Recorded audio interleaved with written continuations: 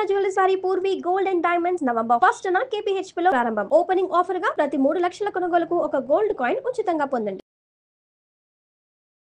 నమస్తే రమగారు. నమస్తే జయ. రమగారు, మనకి కార్తీక మాసంలో కార్తీక సోమవారాలు చాలా విశేషంగా పూజ చేస్తాం కదా. కార్తీకంలో అంటే కార్తీకము ప్రత్యేకమైన మాసం కదా. మొత్తం అంతా ఉపవాసం ఉండే వాళ్ళు ఉంటారు, ఉండగలిగే వాళ్ళు, అది వేరే కథ. సోమవారాలు ప్రత్యేకంగా చెప్తారు. మామూలుగా సోమవారం అంటే శివారాధనకి అత్యంత ప్రధానమైన రోజు. అవును, ఈ కార్తీకమే శివారాధనకి ప్రత్యేకం కదా. కార్తీకంలో స్నానం, దానం, జపం, తపం అన్నీ ముఖ్యమైనవే. వీటితో పాటు పురాణ శ్రవణం కూడా. ఈ సోమవారాల్లో పగలు ఉపవాసం ఉండి సాయంకాలం చుక్కలు చూశాక దీపారాధన చేసుకుని, వంట చేసుకుని, శివారాధన చేసుకుని అప్పుడు భోజనం చేస్తే మంచిది. ఓకే. మామూలుగా శివారాధన ఉదయకాల అభిషేకంతో పాటు ప్రదోషకాల ఆరాధన చాలా విశేషమైనది. ప్రదోషకాలంలో పరమేశ్వరుడట తాండవం చేస్తాడు ప్రతి ప్రదోషంలోనూ. మనం ఈ ఉజ్జయిన్ లాంటి దేవస్థానాలకు వెళ్తే సాయంకాలము అసలు ఆ ఢమరుకాలు అవి మోగిస్తారు. అసలు చెప్పరాని ఉద్వేగం వచ్చేస్తుంది జయ. గూస్బంప్స్ వస్తాయి. అవునండి. ఆ బాగుంటుందంటే ఆ మధ్యలో కాహళం, అదొక తమాషా సౌండ్, ఇట్లా తప్పెట్లాంటి ఇట్లా కొడతారు, చల్లుమంటుంది. ప్రతి సాయంత్రము ప్రదోష వేళ పరమేశ్వరుడు తాండవ వేళ ఆయనకి. ఆ సమయంలో అర్చన చేస్తే అత్యంత ప్రసన్నుడుగా ఉంటాడు పరమేశ్వరుడు అని చెప్తారు. ఓకే. ప్రదోషకాలార్చన విశేషం. ఇందులో మళ్ళీ చూడు శని త్రయోదశులు ఇవి మాస శివరాత్రి నాడు ప్రదోషకాలార్చన, ఇవన్నీ విశేషాలు.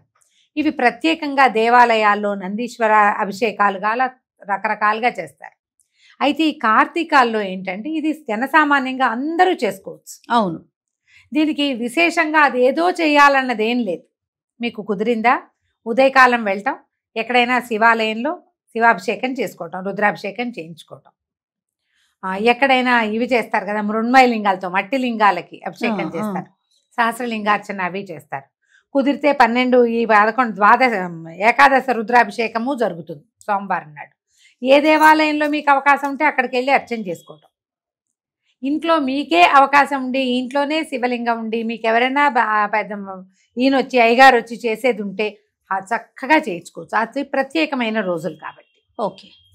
లేదు మనకు అది లేదు ఇది లేదు, ఏం పర్వాలేదు, ఒట్టి ఓం నమ శివాయ దండం పెట్టుకోండి.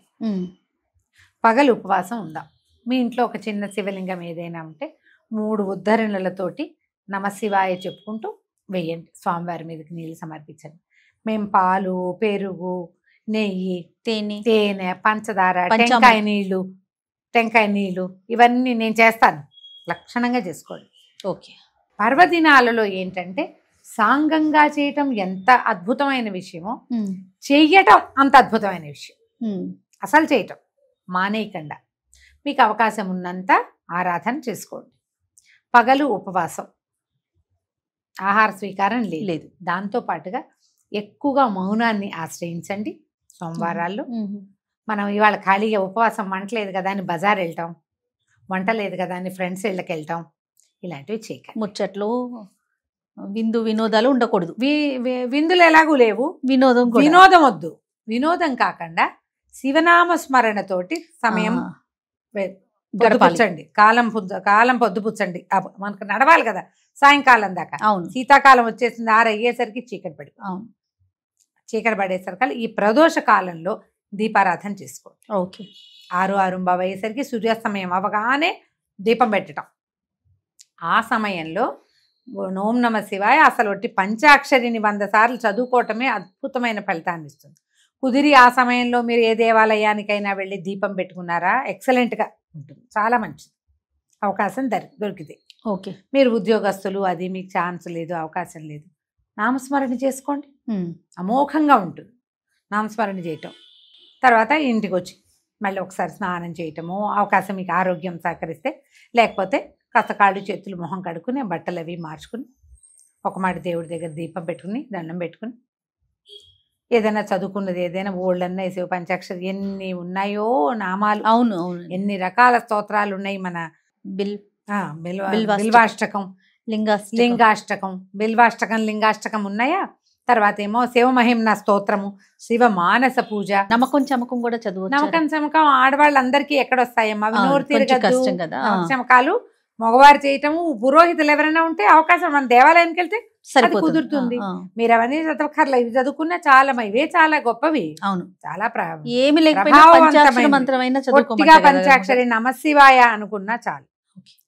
చేసి ఏదైనా చకచక వంట చేసుకుని ఆ చేసింది స్వామికి నివేదన చేసి దండం పెట్టుకుని ఆ ప్రసాదాన్ని భుజించండి. ఎంత చక్కగా అయిపోతుందంటే కార్తీక సోమవారం 4 సోమవారాలు వస్తాయి. 4 వారాలు ఉపవాసం ఉండండి, సాయంకాలం పూజ చేసుకోండి. శివారాధన సులభంగా ప్రసన్నమవుతాడమ్మా శివుడు. అవును, పరమేశ్వరుడు ఐశ్వర్యకారకుడు, మోక్షకారకుడు రెండుగా చెప్తారు. శివారాధన చేస్తే మీకేదో కోరికలు ఉంటాయి. మనుషులు అన్న తర్వాత మనకు ఎన్ని రకాలు ఉంటాయి. ఉద్యోగం కావచ్చు, సంపద కావచ్చు, ఇంకా ఏదో మన జీవితంలో ముందుకెళ్ళటం కావచ్చు.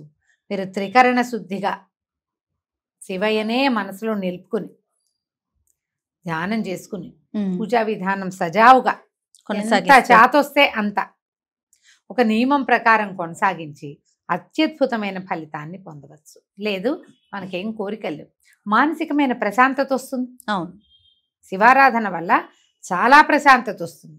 మీకు ఏది కావాలంటే దానికోసం హాయిగా చేసుకోండి. 4 సోమవారాలు వచ్చినాయి, 4 సోమవారాలు చక్కగా సుసంపన్నం చేసుకోవచ్చు మీ అవకాశాన్ని బట్టి. ఇందులో ఏమిటంటే మేము ఉపవాసం ఉండొచ్చా అని బోళ్ళంతమంది అడుగుతారు. అవునండి. బాలింతలు, పిల్లలకి పాలిచ్చే వాళ్ళు ఉపవాసం జోలికి వెళ్ళొద్దు. ఓకే. గర్భవతులు వద్దు, చిన్నపిల్లలకి ఉపవాసాలు చెప్పరు. వృద్ధులకి ఉపవాసం అక్కర్లేదు. అనారోగ్యంతో ఉన్న వాళ్ళు, ఏదైనా మందులు మాకులు వేసుకునే వాళ్ళు ఉపవాసం అంటే ఒక రకంగా చేసుకోవచ్చు. ఎట్లా, స్వామివారికి నివేదన చేసేయండి పొద్దునే మీరు చేసిన వంట, అది భుజిస్తే ఉపవసించినట్టే. కాస్త కొంత నిశ్శబ్దం పాటిస్తూ కొంచెం శివనామస్మరణ చేసుకుంటే, గర్భవతులు కూడా 7 నెలలు వచ్చేదాకా నామస్మరణ, తర్వాత కూడా నామస్మరణ చేసుకోవచ్చు. అదేలేండి. కొంచెం దేవాలయ దర్శనాలకి వాటికి వద్దని చెప్తాం, కానీ ఇది కూడా ఉపవాసమే. స్వామివారికి నివేదన చేసిన పాలు, పళ్ళు, భోజనము, అన్నము వంట చేస్తాం. పొద్దున అదంతా చూపించి నివేదన తీసుకోండి. సాయంకాలం మళ్ళీ దీపారాధన చేసుకుని దండం పెట్టుకోండి. చక్కగా ఈ ఉపవాసం కుదురుతుంది. ఉపవసించడం అంటే అన్నం మానేయటం అనే అర్థం కాదు, భగవంతుని సమీపంలో ఉండటం. మనం ఈ ఉపవాసంతో అంటే భగవంతుని సమీప వసనంతో చక్కగా మనం సోమవారాలని సుసంపన్నం చేసుకోవచ్చు. మీ అవకాశాన్ని బట్టి చేసుకోండి. 4 కుదరలేదు, 1 వారం చేయండి కనీసం, మానేయకుండా చాలు. అలానే రమ్మగారు, నమస్తే. నమస్తే.